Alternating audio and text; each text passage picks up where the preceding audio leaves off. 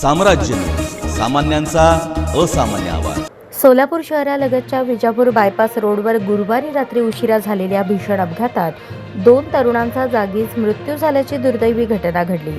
इफ्तारनंतर चहा पिण्यासाठी आणि फेरफटका मारण्यासाठी बाहेर पडलेल्या या दोन्ही तरुणांचा अपघातात मृत्यू झाल्याने परिसरातून हळहळ व्यक्त होत आहे।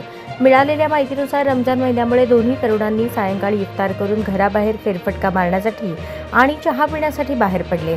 त्यावेळी विजापूर बायपास रोड परिसरावर वाहनांचा भीषण अपघात झाला। अपघाताची तीव्रता इतकी मोठी होती की दोन्ही तरुणांचा घटनास्थळीच मृत्यू झाला। अपघाताची माहिती मिळताच स्थानिकांनी तात्काळ पोलिसांना कळवले। त्यानंतर पोलिसांनी घटनास्थळी धाव घेत परिस्थितीचा आढावा घेतला व पंचनामा केला।